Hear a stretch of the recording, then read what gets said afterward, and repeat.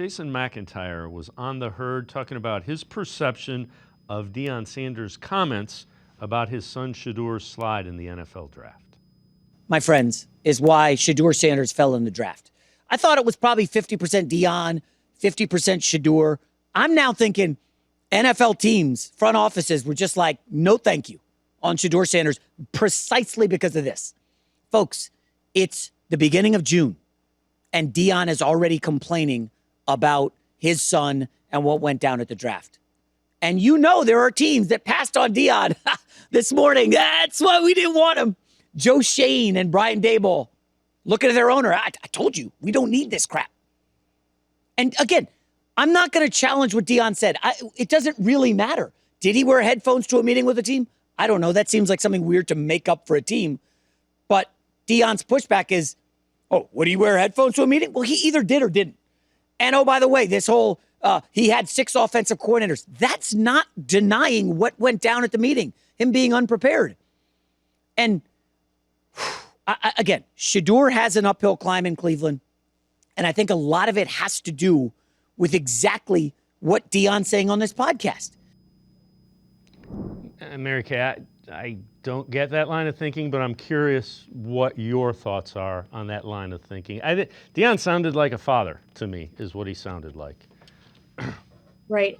I think one of the reasons why Shedeur fell as far as he did is the fact that some of the teams that didn't put in as much work on Shedeur, I'm sure some of them figured, well, if the teams that studied him like crazy are passing on him time and again, they must know something that we don't know. So it's not like every single team in the NFL had all of this intel on him and didn't want to draft him. I think some of them were just looking at what was going on and thinking, wow, if the Browns and the Saints and the Giants and some of these other teams, the Raiders and whatnot, are not drafting him, then maybe there's some good reason why they're not drafting him. I think that may have been a little bit of a factor. I could be wrong about that. I haven't talked to any of those teams about that, but that was something that had occurred to me.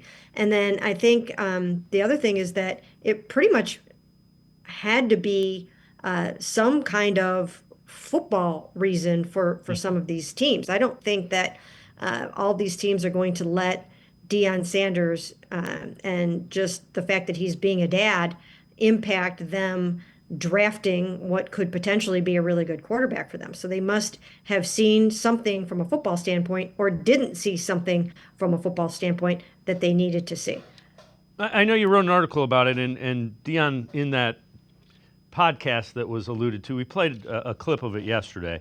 He said he was hurt by it. Take us through that article and kind of, what you thought there. Well, any parent would be hurt by all the things that came out pre-draft. There were things about Shedeur being brash and arrogant. I back then wrote a headline that said one man's brash is another man's treasure, because I did think, and I do know, that the Cleveland Browns didn't feel that way about Shedeur Sanders. They didn't feel he was brash and arrogant. They actually feel like he's somewhat humble, especially when it comes to a Deion Sanders type of personality. So, I think that any parent would feel hurt by some of the things that came out. Some of the anonymous quotes were really strong and bad and difficult to hear for a parent. If that had been my son, I would have felt the same way. So I totally understand it. I don't fault Deion for obviously feeling that way and expressing his thoughts on it.